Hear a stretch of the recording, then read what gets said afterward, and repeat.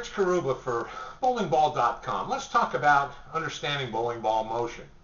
Now, a few years ago, the United States Bowling Congress, combined with the bowling ball manufacturers, did a graphical analysis. They used the computer-aided tracking system, CATS, to measure the resulting bowling ball motion when a ball was drilled and was thrown by an automatic ball throwing machine, to simulate a bowler's delivery on a lane with about 53 feet on a flat oil pattern.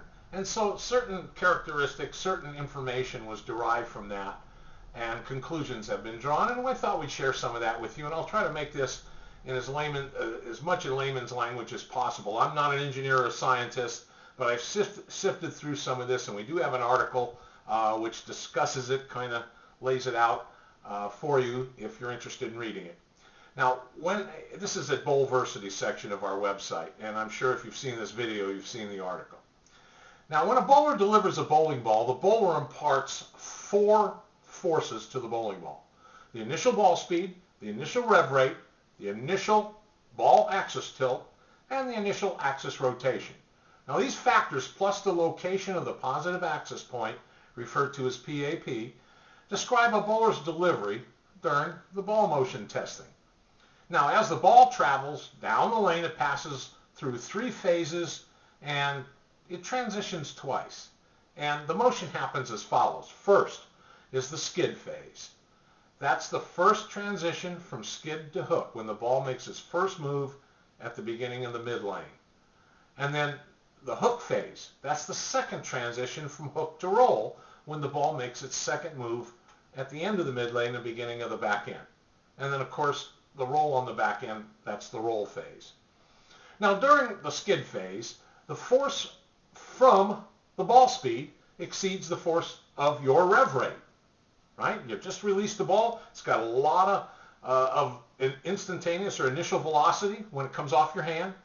Now, as it travels down the lane, the friction between the ball and the lane surface reduces the ball speed, doesn't it?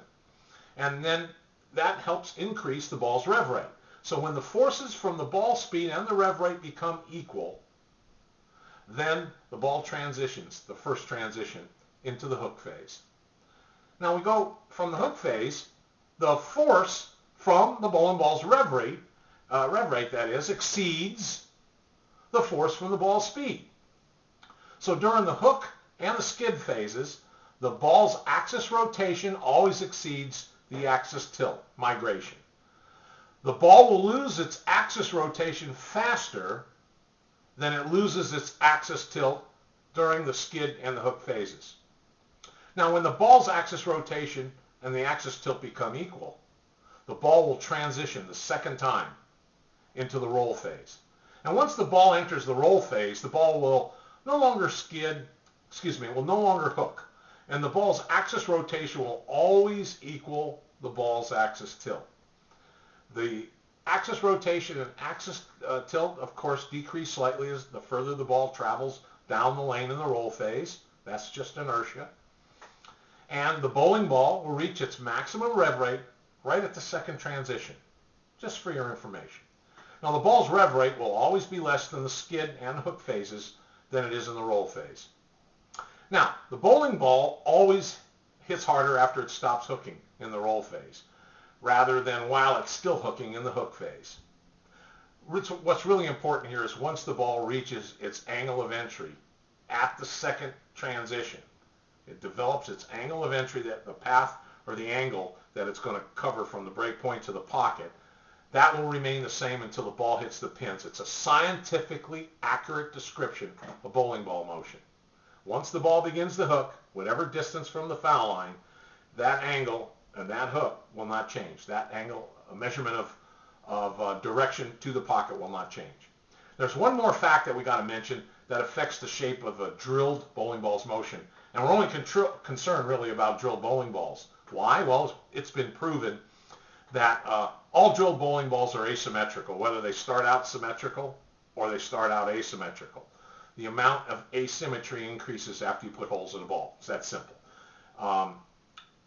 And of course, a bowling ball will have a measurable intermediate differential and a preferred spin axis. So all drilled bowling balls have both these same measurable properties. And all this information was verified during the ball motion study by USBC, by the Ball Motion Task Force, by the way, in case you're interested. Now, a key to ball motion is intermediate differential, which is the measure of a bowling ball's degree of asymmetry. A differential ratio is simply defined as the difference in the intermediate and the total differential. Don't bother yourself with all that. It gets down to a differential ratio. And that's the larger the differential ratio, the more asymmetric is a bowling ball, or the smaller the differential ratio, the more symmetric is a bowling ball. It's that simple. So your differential ratio measurements when you select a ball is the factor that's going to determine the asymmetry measurement and how much that ball will hook from the skid phase into the hook phase. According to the ball motion study, the cover stock is the #1 important factor in determining a ball's motion. Why? It's the chemistry plus the surface texture. That combination determines the amount of friction on the surface and how far the ball will skid. And next is the mass properties, or the ball dynamics, really your core shape. It's your RG factors and the total differential that's derived by the bowling ball, by the way the ball's constructed. And finally, the static weight balance, that is on a dodo scale, whether the ball's drilled or undrilled, the way you map it out, it's your layout pattern. So when you remove weight from drilling the bowling ball by putting holes in the bowling ball, you will achieve a certain degree of asymmetry, and that will predictably influence the motion of your ball. So what's really important is the net effect of all that, the net effect of the cover stock aggressiveness, the chemistry and the surface texture, the RG, the radius of gyration, the total differential. All those have effects on a drilled bowling ball's motion, and these factors affect the location of the first transition on the lane, and they determine how soon a ball starts up on a given lane condition. Okay? Now, after choosing your bowling ball with a given cover stock, the static weight balance dynamic shifts in accordance with the drilling layout pattern. So the final factor important in achieving desired ball motion or desired ball reaction is the drilling technique that you select.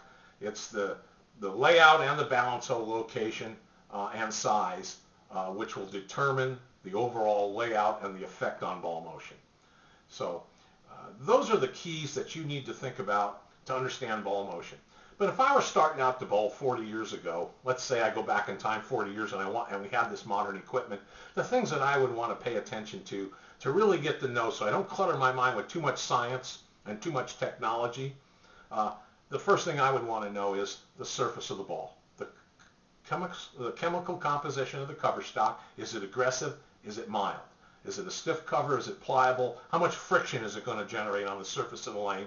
And then what texture has that prepared to? The final surface finish, the texture of the cover stock.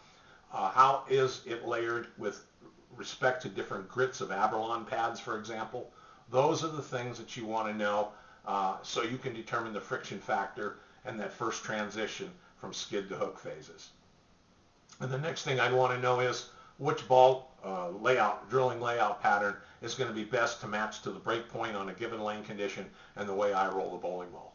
And those are the only things that I'd want to care about. I'd want a good pro shop operator, someone that I could trust, and a good coach, somebody that I could work with creating my own team to help me understand overall ball motion so I can make the right decisions when I spend money and select bowling balls. Okay? I hope some of these tips help you. We've got this article to refer to if you want to go back and read it and review it. And I thank you for taking time to spend a little bit of time to learn about how to understand bowling ball motion. Thanks.